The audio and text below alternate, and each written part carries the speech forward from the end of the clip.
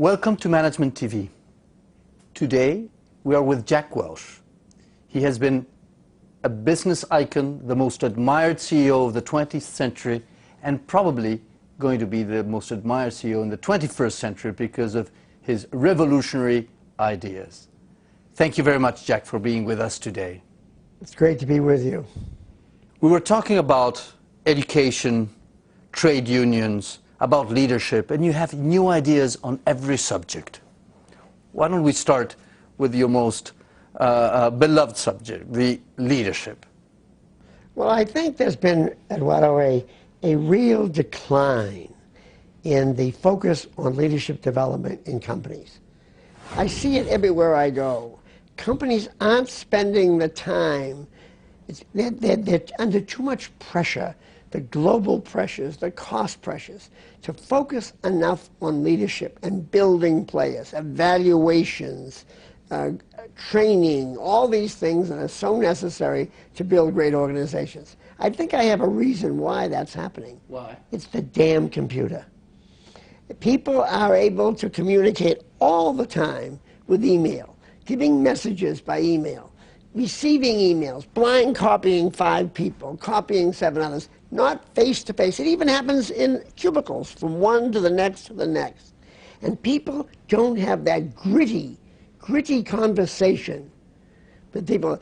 A raise comes in for somebody. Type it, ship it out, the raise. It's happening too often. And people aren't focusing on, where are my leaders? Who are my best? Am I taking care of them? How do I build the next generation? How do I do all these things? The damn computer is depersonalizing business. You know, 30 years ago, Andy Grove and I were on a panel together in San Francisco. And I was talking about walking around factory floors and shaking hands, meeting people, talking about it. And he said, Jack, that's the dumbest thing in the world. He said, I don't do that. I send emails. I do this. And Andy Grove was a great leader. He did a great job with Intel. He had a different style. He was omnipresent. We argued like hell that day on that panel. And I think his method has won. And more people are doing these things using computers than they are the old-fashioned, nitty-gritty way. Now, I'm not trying to be old-fashioned about this. I'm talking about leadership development. How do you get in the skin of your people? You don't do it with emails. You get in the skin of your people by looking them right in the eye, being across from them, talking to them, telling them what they're doing right, telling them what they need to do to improve, coaching them, all these things. You couldn't run a football team or a soccer team with a computer. Of course. You've got to be there showing them, feeling it, sweating, doing it.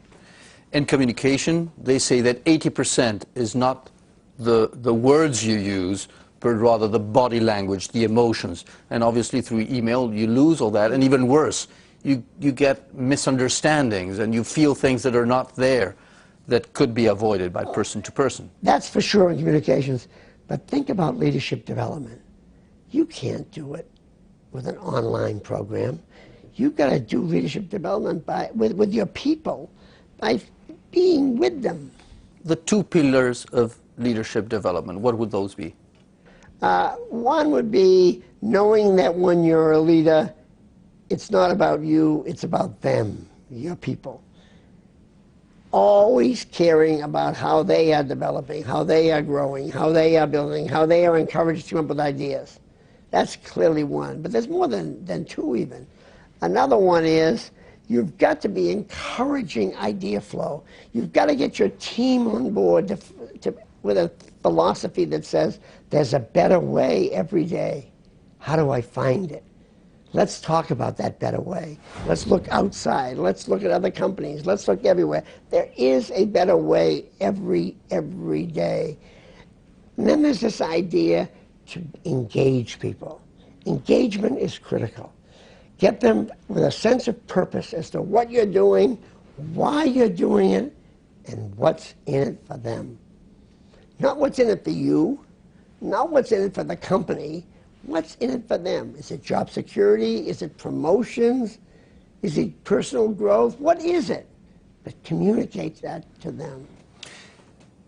being a great leader, is that mostly in their DNA, or you can really do something about it? Oh, it clearly is partially DNA. You can't be a passive person.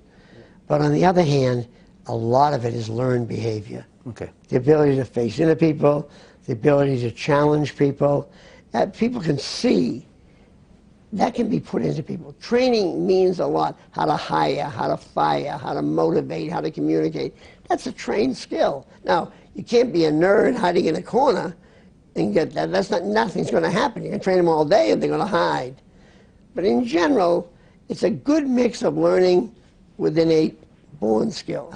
When I stammered, I had this stammer, and it's much better now than it used to be.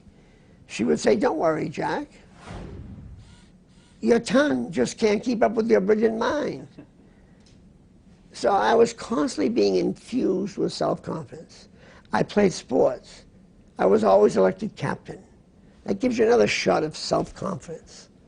So each time you feel the self-confidence, so you're willing to try things as a leader. And some things don't work. But it's okay. I've probably made more mistakes in business than anybody in business because I've tried more things. But I quickly learn from it. And the other thing I do is, which has been very successful for me, is I hire smart people. I search for smart people. I love smart people. I'll go into a room going this way with an idea, and I'll come out of the room going that way with the idea after listening and wallowing for 3 or 4 hours to good, smart people. I'm willing to change. I'm open to change. I love to wrestle with ideas. And I'll make the decision, but I'll get tons of input. You make so much emphasis on smart people. Is that the only skill you look for in people? No, I look for people that are self-confident, will speak up, yes, have the courage of their convictions, will be willing to be challenged and fight back and won't wilt. Some of our conversations are not, very pleasant. Some people call them food fights. Mm-hmm. As we fight over an idea, we care. And you got to be able to get it back up off the floor and come back and fight. I always said to most acquisition ideas, I'd say no. And if the person on the other side of the table went, okay, and went out of the room, I never wanted to do that deal. But if the person on the other side of the table said, Jack, wait a minute, listen. Here's what I want to do. Here's why I want to buy this company. Here's why it's right. Here's what I'll do. And almost wanted to grab me by the shirt and came close to doing it sometimes. That's when I knew I wanted that person. And I'd back him. I'd take a chance with him. When you were a captain of the hockey team, for example, there was one occasion where you lost and apparently you threw up your stick and you were bad-tempered. Stupid. What did you learn from that? Well, my mother came roaring into the locker room, grabbed me by the shirt and said, "You punk, if you don't learn how to lose, you shouldn't be playing the game." And I learned in many of my setbacks, I learned a lot of things. In this case, I learned you had to be a good loser. You had to be able to want to win like crazy, but if you lost, get on with it and do the next thing. But I made acquisitions that didn't work. And I learned from sometimes I bought a company with a bad culture. Why'd that fail? Because I bought something without thinking of the culture. I was doing the numbers, not thinking of the culture. I hired some people that were not successful. Why were they bad? Why didn't they work out? Because I was hiring them based on their appearance and their glibness. I learned from that. When was the first time you thought, I could be the CEO of GE? Oh, I'd say in the early 70s, after I'd been there about 10 to 15 years. And then you said, I want to get there? I want to get that. And I put it on my review. Now, that was taken both ways. Some people liked it. Some people thought it was abrasive, outrageous. I was, at that time, 35, 37. Outrageous. What is this guy doing? He's a punk. He could whisper these things. I wasn't enough of a diplomat. All these types of things. But he couldn't get away from my results. You have many stories of over-delivering. Can you share one of them? Well, I think the best one, and the one that broke my career open, was when I was a young engineer, and my boss was having his boss come up from New York to review our projects. There were 7 of us engineers in this development group. And I could have, at that time, shown this guy coming in, I could have shown, we're making a new plastic. I was working on a new plastic. I could have shown him my project with the pipes and the plastic, and shown him what it was doing and how the color was getting better, it was brown, it was getting clearer and all that. I could have given him a project report on my plastic performance. What I did was, I worked my tail off for like 10 days to study the whole plastics industry. And I gave him a view of DuPont and Dow and their chemical, well, every product they had and where we fit in the competitive landscape and why we had a future with that. The guy was blown away. And he never forgot me. And 2 or 3 times I came for promotion, he pushed me forward. Because what you got to do in a job is you've got to always be teaching your leadership something. You got to be always broadening their horizon so they look good for their bosses. You can't just give this little project like this. Make things bigger. Make them smarter than their heroes in their world. Those were the milestones on the strategic point of view. In terms of leadership, you obviously had to select your team and get rid of those that were not part of it. How did you do that? Well, I took what was a formal appraisal system, and that was 3 hours, an hour with each group executive in one day, and turned it into an all-day session at the location of the business. Me, the human resource head, and the people in the business. And we stayed there for 10 hours at a time, pouring through every person. I made people management the key to the company's future. And they got that message because I went out there for days on end to every location. And it was a key part of changing the tone. It wasn't just a ritual that said, when you put on your appraisal, what do you want to do next? I want my boss's job, and the boss put down, fully qualified on a check mark, and then put it in the drawer again. I wanted to spend time with each person.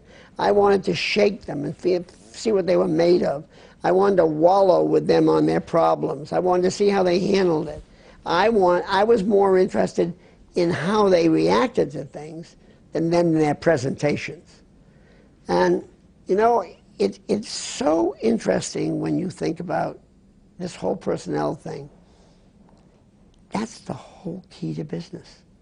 You put the right team on the field, and you're going to win the game. Lights out. You're going to win the game. You can have all the strategy in the world, and you got a bunch of dopes reporting to you with no energy. You got nothing. You've got to have a fired-up, passionate team that knows where you're going, why you're going there, and what's in it for them. Think of that all the time. Where you're going, how you're going to get there, and what's in it for them. It has been a wonderful time to have this conversation. I thank you very much for all your insight. I hope to have you back soon on Management TV. Well, Eduardo, I always loved talking to you, and this is no exception. Thank you very much. And thank you for following us on Management TV. See you soon.